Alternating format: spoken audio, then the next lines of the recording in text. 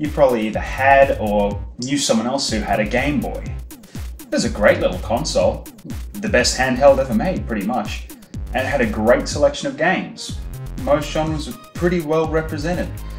You know, you had great platformers, you had some great RPGs. There was one though, one genre that was really underrepresented on the console for various reasons. That's the fighting game. With fighters in the mid-90s being more popular than ever, developers faced the impossible task of compressing gigantic modern arcade titles into a tiny Game Boy cartridge.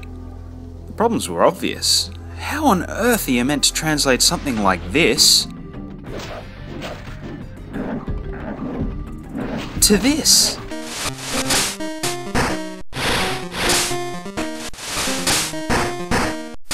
As well as the obvious power limitations, the lack of buttons on the handheld meant the whole situation was a bit of a nightmare.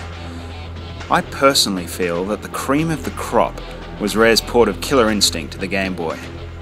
But how did they avoid the pitfalls that hit the other developers? At this point in time, Rare was on the way up. Coming off the successful Donkey Kong Country and the amazing arcade release of Killer Instinct, they were seen throughout the industry as pioneers and technical wizards. KI was a huge hit in the arcades and, as with all the major fighting games of the day, a port of Killer Instinct was quickly announced for the Super Nintendo and the Game Boy. The sticking point was that neither the Super Nintendo nor the Game Boy had anywhere near the power of the arcade hardware. The arcade version of Killer Instinct was designed on hardware that was essentially an early version of the Nintendo 64, as the game's introduction boldly proclaims. Available for your home in 1995, only on Nintendo Ultra 64. Regardless, Rare went to work, and eventually KI was released on the SNES to widespread acclaim and popularity. But that's not the version that we're focusing on today. Considering how hard it must have been to make Killer Instinct on the Super Nintendo, gotta feel for the poor guys who tried to port it to the Game Boy. I mean, what do you cut? How do you control it with two buttons? Just making it feel like its arcade parent is an accomplishment in and of itself. So, just to give it a bit of a frame of reference, here's a couple of attempts at other games on the Game Boy in the fighting genre. First, Street Fighter II.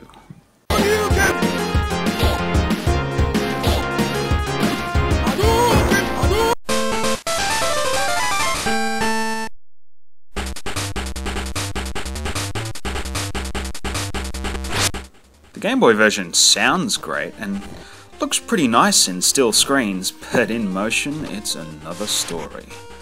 Choppy graphics and unresponsive controls, they just make this almost unplayable. Second, Mortal Kombat 3.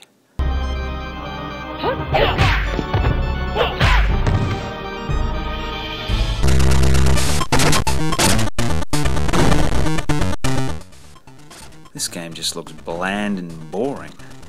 Controls horribly. It sounds absolutely atrocious. Oh yeah, listen to that music. Doesn't that get your blood pumping?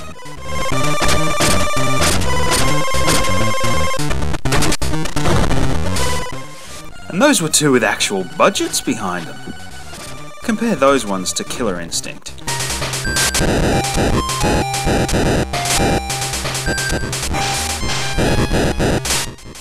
The most important thing to note above anything else is how smoothly Killer Instinct plays. This is evident in the video, but even more so when you're actually playing it. It doesn't just look better, but it gives the player a much better level of control over their character.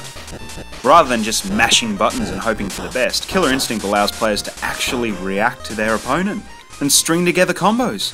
You know, like a real fighting game. The rest of the presentation is also light years ahead of the other examples, with all of the tunes for the characters faithfully represented, and the graphics being some of the Game Boy's best. Rare was even nice enough to include both light and dark versions of the backgrounds. A nice feature, given the blurriness of the original Game Boy's screen when you're outside. The important thing is, it still feels like Killer Instinct, even if the systems have been simplified.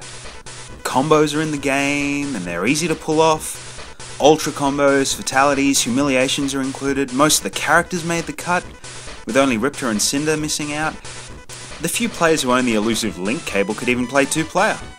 Rare did a fantastic job of identifying the important parts of the game and subsequently keeping the soul of the game intact, whilst cleverly tweaking the game to suit the new format. These features may seem trivial now, but they were quite unique when compared to their rivals. In an age where we're currently spoiled by portable hardware that features console-quality games. Get console-quality gaming with the PlayStation Vita and score a sweet deal with the Madden 13 bundle. Rated E for everyone. I think the technical and design accomplishments Rare made with this port shouldn't be forgotten. Next time a developer releases a port of something that has an unplayably choppy frame rate, or a significant number of missing features, just think back to that golden Game Boy age of 1995.